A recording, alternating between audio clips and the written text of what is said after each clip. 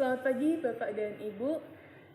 Kembali lagi bersama kami di acara kita akan berdiskusi bersama apa sih keunggulan program studi Sistem Informasi dan juga Informatika S1 dan S2-nya Universitas Atmajaya Yogyakarta. Di sini kita sudah bersama secara online bersama Pak Profesor Joko Budianto SPhD, yaitu selaku Ketua Kepala Departemen Informatika. Lalu ada juga Pak Thomas Adi Purnomo Sidi STMT selaku Kaprodi Informatika S1. Lalu ada juga Pak Yohanes Priyadi Wibisono STMM selaku Kaprodi Sistem Informasi S1. Dan juga ada Pak Yonatan Dri Handarko STMN PhD selaku Kaprodi S2 Informatika. Baik, kita akan diskusi langsung aja bersama Pak Thomas Adi dan juga Pak Yohanes.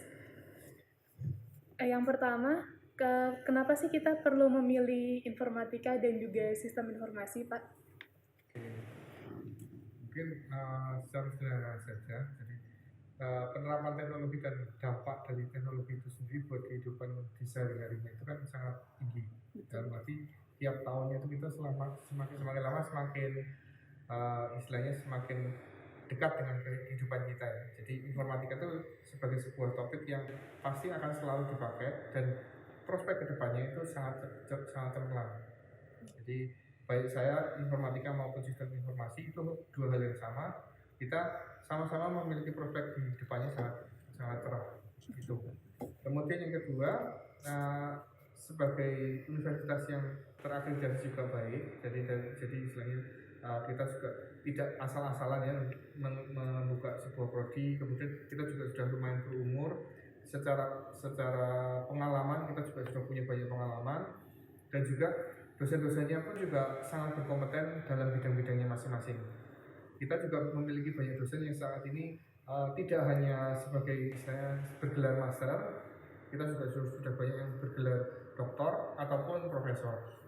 Itu sebagai salah satu pertimbangan kita untuk istilahnya selalu memperbarui kurikulum, selalu mengupdate apa yang kita pelajari supaya mahasiswa di masyarakat itu nantinya bisa tidak hanya bersaing, tapi juga bisa unggul dan juga bisa istilahnya memberikan contoh ya, jadi menjadi pemimpin dalam bidang informatika.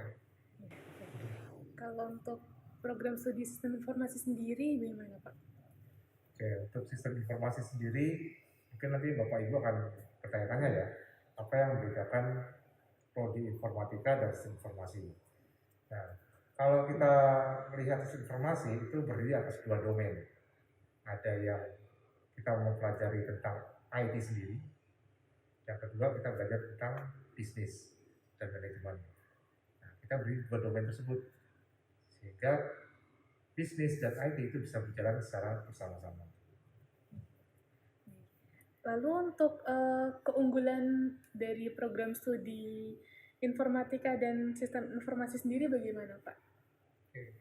Kalau di Atmajaya sendiri memang kita sudah tersertifikasi ISO, dan tidak hanya itu, jadi kita punya banyak sertifikasi yang bisa dimanfaatkan mahasiswa juga kayak CSIU, kemudian MBA dari Microsoft itu juga ada. Jadi otomatis lulusan dari mahasiswa informatika Atmajaya itu sudah memiliki bekal dalam berupa bentuk istilahnya ilmu yang ada di mata kuliahnya, juga ada sertifikasinya. Jadi tidak usah khawatir, untuk materi dan kurikulum kita selalu perbarui. Jadi kita selalu adakan evaluasi kurikulum, kita selalu update kurikulum kita supaya apa yang dipelajari mahasiswa itu jangan sampai ketinggalan zaman. Jadi dan juga banyak sekali selain mata kuliah kita yang juga setiap saat itu memungkinkan adanya istilahnya perubahan atau mungkin penyesuaian dengan kondisi saat ini ya. Jadi misalkan contohnya kalau kita di pemrograman game atau pemrograman berbasis platform, yang platform yang sedang in atau yang sedang memang lagi digemari di masyarakat apa, itu kadang kita mencoba untuk mempelajari itu kemudian memberikannya ke mahasiswa supaya mahasiswa juga up to date. Jadi mereka belajar materi-materi yang terkini. Jadi tidak hanya istilahnya sesuai dengan textbook saja, tapi kita juga selalu berusaha untuk memperbaruinya. Kemudian untuk informatika dari sisi SDM-nya itu kita otomatis tadi sudah saya sampaikan juga sangat banyak ya, misalnya sangat banyak yang bisa secara edukasi, secara keilmuan itu memiliki pengalaman dan istilahnya dan juga jam terbang yang tinggi di bidangnya masing-masing. Tetapi secara fasilitas kita juga memiliki banyak lab dan juga study lounge dan juga fasilitas-fasilitas yang bisa membantu anak-anak dari Bapak Ibu untuk bisa belajar sesuai dengan spesifikasi yang mereka inginkan. Memang mungkin saat pandemi ini kita belum bisa memaksimalkan fasilitas tersebut, tapi tidak usah khawatir karena semisal nanti kita sudah bisa hybrid atau mungkin tatap muka, Bapak Ibu tidak usah khawatir, sesuai dengan prokes kita akan tetap bisa berusaha menjalankan dan memanfaatkan fasilitas yang sudah ada di universitas ini. Lalu untuk kalau program studi sistem informasi, bagaimana keunggulannya? Ya, mungkin tadi sudah disebutkan sama Pak Thomas Adi, selain keunggulan di bidang akademik, kita juga ada sertifikasi profesional. Dan yang satu nilai keunikan dari kita adalah ada pengembangan karakter. Jadi kita mencoba menghasilkan mahasiswa-mahasiswa atau lulusan-lulusan yang paket komplit. Dari sisi akademiknya dapat, dari sisi profesionalitasnya dapat, dan yang terakhir karakternya pun terbentuk dengan baik. Oke, terima kasih Pak. Berhubung di sini ada Pak Yon, di sini saya akan bertanya kepada Pak Yon, bagaimana jika kita ingin melanjutkan S2 Informatika di Atma, Pak? Baik, terima kasih Mbak untuk pertanyaannya. Pada prinsipnya kami menerima lulusan S1 dari segala bidang manapun. Jadi yang bisa diterima di S2 Informatika bisa dari S1 Informatika, bisa dari S1 Sistem Informasi, bahkan dari lulusan di berbagai bidang seperti ekonomi, komunikasi, dan berbagai disiplin ilmu. Karena pada prinsipnya kami memiliki 3 penjurusan. Yang pertama Intelligent Informatics, yang kedua Innovational Computer Science, dan yang ketiga Information Technology Management. Artinya kami memang memungkinkan para calon mahasiswa kami untuk bisa bergabung dengan kami sesuai dengan bidangnya masing-masing. Tidak harus orang yang benar-benar memiliki latar belakang IT, tapi mereka memang punya passion untuk melanjutkan di bidang IT, tetapi pada level S2. Dimana levelnya tentu bukan ke level teknis, tetapi lebih ke manajerial dan lebih ke masalah pengembangan wawasan. Jadi jika ingin bergabung, silahkan kunjungi website kami dan bisa bergabung di sana. Terima kasih. Baik, terima kasih Pak atas jawabannya. Selanjutnya, saya akan bertanya kepada Pak Profesor Joko Budianto, selaku Kepala Departemen Informatika. Di sini karena ada pembentukan departemen ya Pak. Nah, kira-kira apa tujuannya dibentuknya departemen tersebut, Pak? Oke, terima kasih. Jadi saya akan coba menjawab berdasarkan situasi yang memang ada gitu ya. Jadi pertama itu kita bicara departemen itu kita juga bicara regulasi tentang struktur yang ada di area pendidikan tinggi di Indonesia. Jadi ada perubahan memang kalau dulu itu terpisah-pisah menjadi prodi, maka kemudian terkait dengan perkembangan yang ada, prodi-prodi yang sejenis itu dicoba disatukan menjadi sebuah departemen begitu.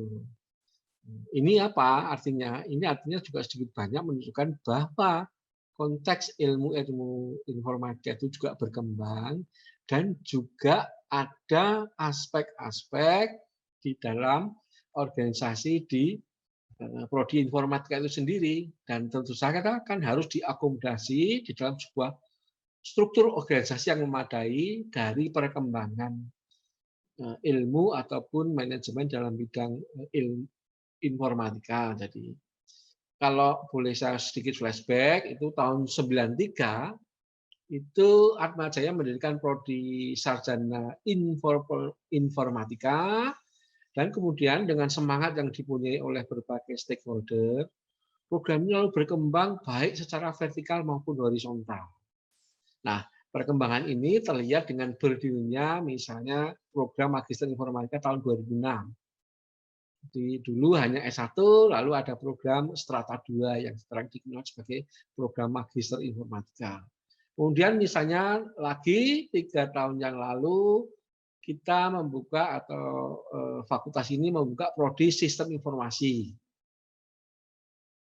Jadi tambah lagi secara horizontal. Nah, kemudian vertikal perlu juga kami informasikan bahwa dalam waktu dekat kita juga merencanakan membuka program doktoral atau program strata 3, program paling tinggi lah dari sisi keilmuan atau pengembangan sebuah ilmu di dunia akademik. Nah, konteks ini sedikit banyak menunjukkan representasi dari peningkatan kapasitas di prodi teknik informatika yang dulu menyangkut semua sumber daya yang dipunyainya.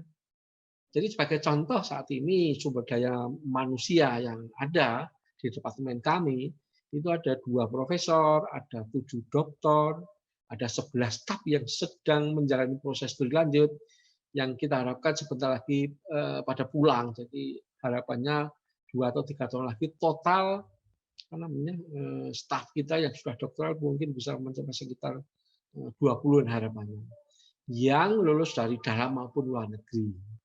Nah, apalagi yang diharapkan dengan adanya pengembangan sumber daya manusia yang kemudian diakomodasi di dalam pengembangan organisasi ini, ya tentunya kami berharap bahwa mampu lebih berkontribusi bagi masyarakat Indonesia, khususnya bidang-bidang yang terkait dengan keilmuan informatika. Mungkin itu gambaran besar kenapa dirubah strukturnya menjadi departemen struktur organisasinya. Gitu Mbak, terima kasih. Terima kasih Prof. Joko Budianto.